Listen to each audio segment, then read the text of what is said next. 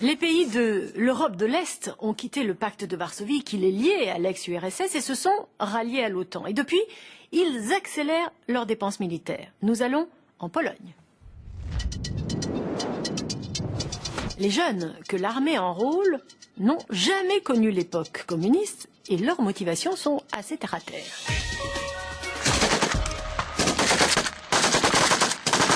Tir de défense. La patrouille est tombée dans une embuscade. Chargeur vide.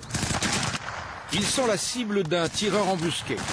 C'est un exercice, la simulation de ce qui va peut-être leur arriver en Afghanistan. Nous sommes à quelques kilomètres de la frontière russe, un exercice impensable il y a 20 ans. Ordre est donné de décrocher. Repli vers les blindés. Le chef de section, Darius, s'est déjà battu pendant 6 mois contre les talibans. Dans quelques semaines, son bataillon va repartir pour Kaboul. Au début, j'y allais surtout pour l'argent. Maintenant, si je retourne là-bas, c'est vraiment pour l'aventure.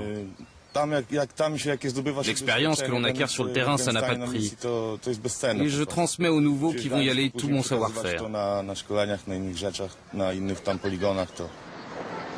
Ancien membre du bloc soviétique, la Pologne a basculé chez l'ennemi d'hier, l'OTAN. Aujourd'hui, les jeunes sont nombreux à vouloir s'engager dans l'armée. Tout commence ici. Nous sommes dans une classe de première. Une fois par an, un officier vient vanter les métiers et les débouchés que peuvent offrir l'armée.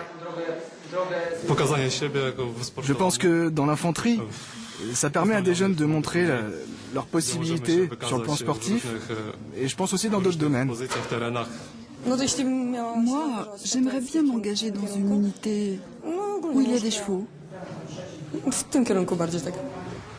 À 400 mètres de l'école, le centre de recrutement. Ces jeunes viennent d'avoir leur bac. Ce qui motive les nouvelles recrues, ce n'est pas de se battre pour l'Occident. C'est souvent plus terre à terre. Bien sûr, il y a le prestige de l'uniforme. Mais avec la crise, je vois de plus en plus de jeunes qui veulent s'engager pour la sécurité de l'emploi, un salaire qui tombe tous les mois et aussi une retraite assurée. Voici la campagne de pub qui passe régulièrement sur les télés polonaises.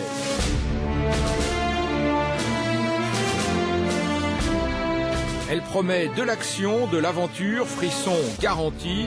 Elle montre une armée moderne, attirante. Ce clip a été commandé par le ministère de la Défense. La Pologne est entrée il y a seulement 11 ans dans l'OTAN et c'est devenu tout de suite l'un de ses meilleurs élèves. Pour arriver à cet objectif, la Pologne a dû recruter 10 000 hommes par an. Pour l'armée polonaise, nous avons une situation très privilégiée. Nous pouvons utiliser les médias publics. Nous avons par exemple des spots publicitaires gratuits sur les télévisions d'État. Nous avons fait des campagnes dans les bureaux de poste et les gares de chemin de fer. Et certains groupes de presse nous offrent des pages de publicité gratuites. Toutes ces campagnes ont permis à la Pologne d'envoyer au total 20 000 hommes en Irak. Actuellement, cet effort est concentré sur l'Afghanistan. La Pologne est devenue la porte d'entrée dans l'Europe pour les immigrés et les trafiquants en tout genre. C'est l'armée qui assure la garde des frontières. C'est un travail intéressant et dynamique. Les tâches sont très variées. Ça me plaît. Et c'est ma manière à moi de contribuer à la défense de mon pays. Ses collègues ne sont pas motivés par l'aventure et les missions bien payées à l'étranger. Dans leur 4x4, ces militaires contrôlent tous les jours 25 km de frontières. En face, c'est l'Ukraine. Rien à signaler.